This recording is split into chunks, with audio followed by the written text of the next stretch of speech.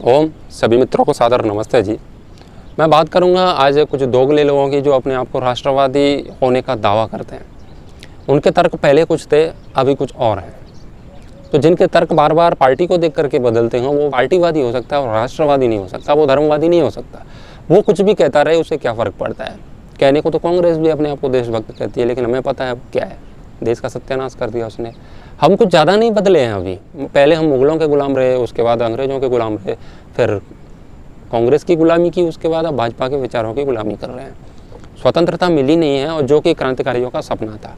क्रांतिकारियों ने ये नहीं कहा था कि तुम देश यहाँ से अंग्रेज़ों को भगा करके कांग्रेस को बिठा देना या कांग्रेस को हटा करके भाजपा को बिठा देना। उनका अर्थ किसी पार्टी से नहीं था, उनका था कि पूर्ण स्वतंत्रता होनी चाहिए, जहाँ पर न बेरोजगारी हो, न भ्रष्टाचार हो, न लूट डकैती, कुछ नहीं होना चाहिए। एक सशक्त भारत का निर्माण हो, ऐसा उनका सपना था। लेकिन हम एक पार्टी को बिठा करके हम सोच रहे हैं हमने बहुत बड़ा तीर मार लिया, और उनको ढाल के रूप में प्रस्तुत करते हैं, क्रांतिकारियों का नाम ले लेके। ऐसा लगता है कि ये क्रांतिकारीवादी लोग हैं।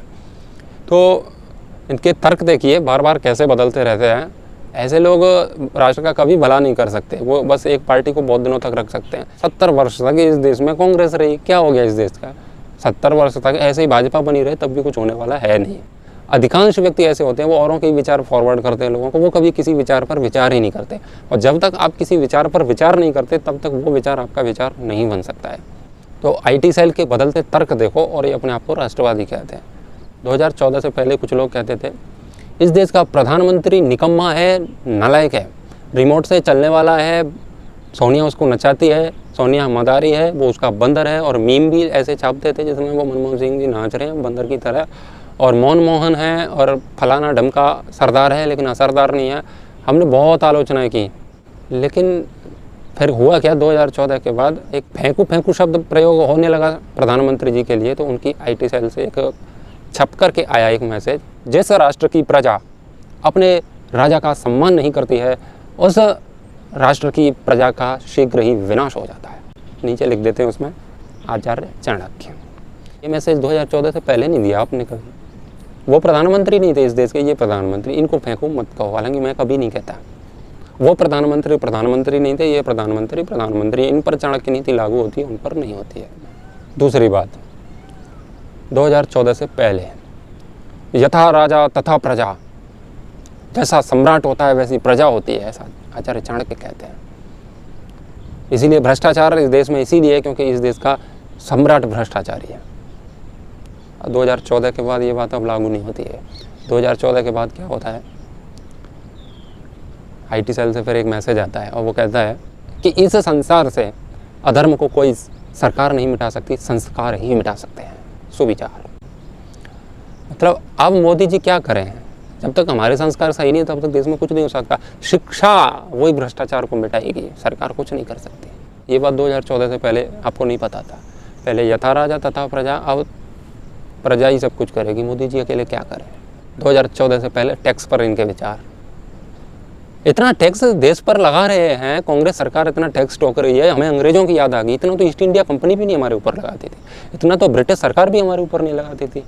हाय हाय हाय हाय हाय हाय, इतना टैक्स ठोक दिया, तो विरोध किया। अच्छी बात है, मैं भी उसका समर्थक हूँ, करना चाहिए। 2014 के बाद अभी पिछले साल आया था व्हीकल एक्ट, 40,000 की स्कूटी है और 1.5 लाख का जुर्माना। 8-8 लाख का जुर्माना भरा है ट्रक वालों ने। तो लोगों ने आवाज़ उठाई कि ये तो भैया अंग्रेज़ों के भी बाप निकले तुम। तो फिर IT सेल से एक पोस्ट आती है, और वो कहती है दंड एवा विरक्षति मनुस्मृति। जब तक दंड नहीं होगा तब तक कोई राष्ट्र सुधर नहीं सकता, इसलिए दंड ही सभी प्रजाओं का पालन करता है, ऐसा महाराज मनु कहते हैं। ये वही लोग हैं जो 2014 से पहले अधिक टैक्स का विरोध करते थे। 2014 के बाद ये हिसाब किताब है इनका। 2014 से पहले अब इनका दूसरा तर्क देखिए। आधार कार्ड, मोदी जी ने खूब विरोध किया और इनकी पार्टी ने खूब विरोध किया। 2014 के बाद बिना आधार कार्ड के कुछ नहीं होगा। कुछ लोग अपनी पहचान छुपाना चाह रहे हैं, आधार कार्ड बनाओ सबके। सरकार ने बनवा दिए सबके, कोई समस्या नहीं हमें। लेकिन पहले वो गलत था, अभी वो सही हो गया। FDI, पहले FDI का विरोध था, और अब FDI पूरी की पूरी लगा दी, कोई समस्या नहीं है। बहुराष्ट्रीय कंपनियां 2014 से पहले, इस देश को एक कंपनी ने गुलाम बना लिया था, ईस्ट इंडिया कंपनी ने। अभी 5000 बहुराष्ट्रीय कंपनियां इस देश में काम कर रही हैं। ये कांग्रेस सरकार इस देश को बेच के रहेगी 2014 के बाद। देखो अभी भाई विदेश से बुलानी पड़ेंगी कंपनियां, भारत में टेक्नोलॉजी नहीं है, वो करना पड़ेगा। वो कांग्रेस थी ना, इसलिए गलत था। 2014 से पहले तुष्टीकरण की राजनीति करती है कांग्रेस। जब भी कोई इस्लाम के पक्ष में कोई नेता बोलता था मुल्ले हैं ये मुल्ले। अब 2014 के बाद में मोदी जी कहते हैं कि मोहम्मद करुणा के सागर थे और ईद मुबारक फलाना ढमका वो जो भी करते हो। तो अब क्या कहते हैं भाई सबको लेके चलना पड़ता है, ऐसा थोड़ा ही होता है। इस देश में मुसलमान भी रह रहे हैं, उनको भी देना पड़ेगा, हक है उनका। लेकिन तब तुम्हारी बुद्धि मारी गई थी, तब ये बात करते थे तुम 14 से पहले। हालांकि वो 2014 से पहले वाली बात सही थी, लेकिन बदलते रहते हैं। पहले के तर्क देखो अर्थव्यवस्था पर। चाइना की जीडीपी क्या है और भारत की जीडीपी कहाँ पड़ी है? ये देश को बेच रहे हैं। इतनी गरीबी और भुखमरी भारत में हो रही है। चाइना कहाँ से कहाँ पहुँच गया और हम कहाँ से कहाँ। तब ये तुलना चाइना से कर देते हैं। 2014 के बाद जितना पाकिस्तान की जीडीपी नहीं है उससे ज़्यादा तो हमारा बजट हो जाता है। अब ये चाइना की तरफ नहीं देखते ना, अब ये चाइना की जीडीपी देखते हैं, अब ये पाकिस्तान की जीडीपी देखते हैं। मैसेज वहीं से आ रहे हैं, आईटी सेल से। पहले प्रश्न उठाते थे कांग्रेस पर, अभी कहते हैं जिनसे अपना घर से मल नहीं रहा, जिनसे घर का मैनेजमेंट हो नहीं रहा, वो देश को चलाने की बात करते हैं। जिनकी बात घर में बीबी मानती नहीं है, वो कहते हैं कि हम देश चलाएंगे। देश कितना बड़ा है उसे संभालना बहुत कठिन होता है। तो ये बात 2014 से पहले नहीं पता था तुमको। 2014 से पहले बेरोजगारी पर, बेरोजगारी चरम पर बढ़ रही है। बेरोजगारी उतनी, सरकार रोजगार नहीं दे रही है। मोदी जी चिल्लाते थे, कल ही वीडियो डाला मैंने फेसबुक पर, सरकार रोजगार नहीं दे रही है। अब 2014 के बाद आईटी सेल का मैसेज देखो। छत्तीसगढ़ में चले जाओ, राजस्थान में चले जाओ, वहाँ पकड़ पकड़ के सरकार रोजगार दे रही है तुमको। अब ये तर्क है इनके। और दूसरे कौन से तर्क है?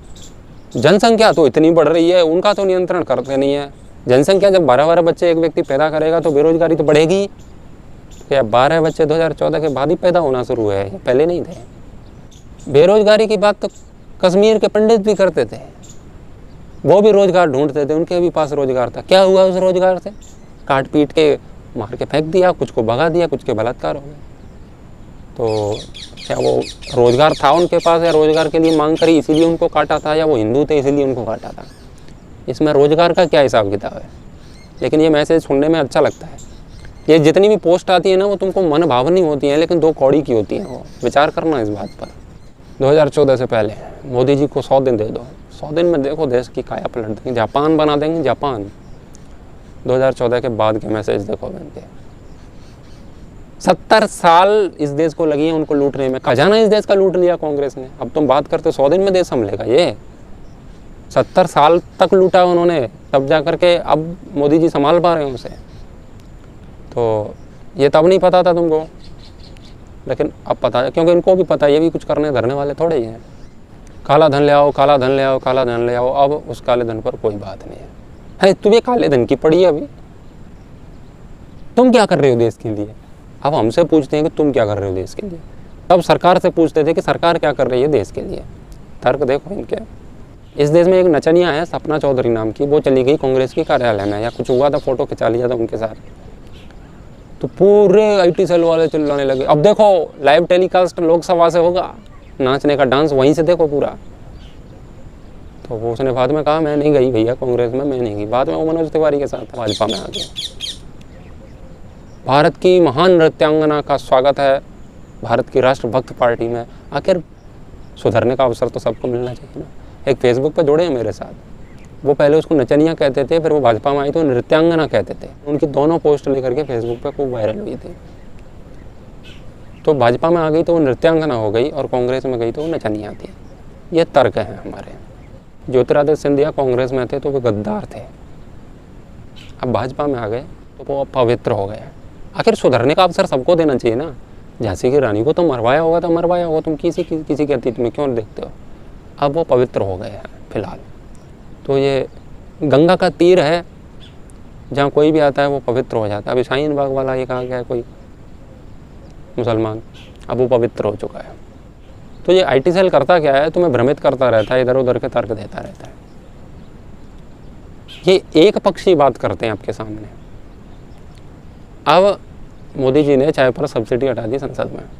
मोदी है तो मुमकिन है, मोदी है तो मुमकिन है, IT सेल से प्रचारित हुआ। अब चाय भी अपने जेब से पिएंगे, मोदी जी ने सबसे छीन लिया सब कुछ। ये प्रचार हो रहा है, इसका प्रचार IT सेल खूब कर रही है। लेकिन उसी समय उन सांसदों का 20,000 HRA बढ़ा दिया। उसका प्रचार इन्होंने नहीं किया, ना टीवी ने किया, ना सोशल मीडिया ने, ना इनकी IT सेल ने किया। उसका प्रचार हम करेंगे, फिर गाली खाएंगे। 20,000 HRA बढ़ा दो और 5 रुपए की चाय उनकी बंद कर दो। ये राष्ट्रभक्ति है, ये मोदी है तो मुमकिन है। यानी कि आप समझ लो क्या चल रहा है। ये वो चीज़ बताते हैं जो ये बताना चाहते हैं। ये IT सेल वो चीज़ नहीं बताती जो इनको बताना चाहिए। तो वो 20,000 वाली बात हम करेंगे, जिसको 8-10 हज़ार लोग ज़्यादा से ज़्यादा देखेंगे और उनकी बात को करोड़ों लोग देखेंगे। तो ये बात वो नहीं बताएंगे। चाइना भारत में 100 किलोमीटर घुसा है और भारत पाकिस्तान में 1 किलोमीटर घुस जाए तो मीडिया किसका प्रचार करेगी और ये IT सेल किसका प्रचार करेगा? भारत ने पाकिस्तान में अंदर जा कर के खदेड़ा। अच्छी बात है, खदेड़ना चाहिए। 1 किलोमीटर घुस गए वो बताओ लोगों को, लेकिन चाइना कहाँ तक आया ये भी तो बताओ। ऐसी पोस्ट छप के आती हैं IT सेल से। मोदी का विरोध वही करते हैं जिनकी रगों में बाबर का खून है। अच्छा लगता है ना सुनने में, खूब फॉरवर्ड करते हैं उसको। तुम्हें पता ही नहीं, तुम अपने हिंदू भाइयों को बाबर की औलाद बता रहे हो और सनातन की बात करते हो। लेकिन उधर से एक पोस्ट फेंक देते हैं, वो कहते हैं हिंदुत्व उन्हीं का खतरे में है जिनका बाप मोदी है, बाल ठाकरे। पोस्ट तो कुछ भी बना लो, क्या फ़र्क पड़ता है उससे। मुझे पता है तुम मुझे बहुत कुछ कहने वाले हो। आपने सुब्रमण्यम स्वामी तक को नहीं छोड़ा, उनको ट्रोल करते हो, खूब गालियाँ देते हो। स्वामी अभिमुक्तेश्वरानंद जी, जिन्होंने कितने शास्त्र और वो सब पढ़ा, एक दिन उन्होंने कंगना को लेके कुछ कह दिया तो उनको बोल रहे थे मुल्ला है तो मौलाना है, एक एजेंडे के तहत कार्य कर रहा है ये शंकराचार्य। अब उनको तुम सनातन धर्म से खा रहे हो, उनको गालियाँ दे रहे हो। तो मेरा क्या करोगे वो तो मुझे पता है, लेकिन मुझे फर्जी राष्ट्रभक्तों की कोई आवश्यकता नहीं है। तो मेरा तो सुझाव है कि आप कांग्रेसवादी और भाजपावादी होकर के राष्ट्र सेवा नहीं कर सकते। उसके लिए आपको राष्ट्रवादी ही होना पड़ेगा, धर्मवादी होना पड़ेगा, है ना। जिनका जीवन भोगों में लिप्त है वो हमें सनातन धर्म समझाते हैं, है ना। ये आपको कोई भी भाजपा के विरोध में कोई बात करे, कोई भी भाजपा के विरोध में बात करे तो उसको क्या कहते हैं? जजिया दोगे तुम, जजिया दोगे किसी को? क्योंकि जजिया से हमें अभी भाजपा ही बचा रखी है और तो कोई नहीं बचा रखा। IT सेल वाले लोगों के लिए या IT सेल से प्रभावित लोगों के लिए सनातनी वो नहीं है जो वेद, उपनिषद और शास्त्रों की बात करता है। आज की परिभाषा में उनके लिए सनातनी वो है जो भाजपा की बात करता है। वो हिंदू है ही नहीं जो भाजपा के विरोध में बात करता है। वो चाहे माने वेद और दर्शन उपनिषद भाड़ में जाए, क्या लेना देना। सनातन धर्म जिंदाबाद। सनातन धर्म के भगवान कौन है? मोदी जी। हम राम और कृष्ण की बात करें, कोई फ़र्क थोड़ी पड़ता है उससे। क्या फ़र्क पड़ता है? वो कौन थे? मैं कह रहा हूँ कि शास्त्र में ये कहते हैं ना आचार्य चाणक्य, ये पोस्ट में लिखते रहते हैं चाणक्य। यदि आचार्य चाणक्य आज होते तो इनकी अर्थव्यवस्था को देख करके वो आज इनको क्या क्या बोल रहे होते वो आप सोच लो। तो ये आचार्य चाणक्य को भी जूते मार के भगाते हैं वहाँ से। चल हट, तुझे क्या पता, चाणक्य तो अभी यहाँ है, तू कौन? तो खैर किसी को भी कुछ भी बोलते रहते हैं। तो स्वागत है आपका, आप कुछ सम्मान सूचक शब्दों से हमारा उत्साह प्रदान करें। मुझे पता है कि तुम्हारे अंदर कितना सनातन भरा है।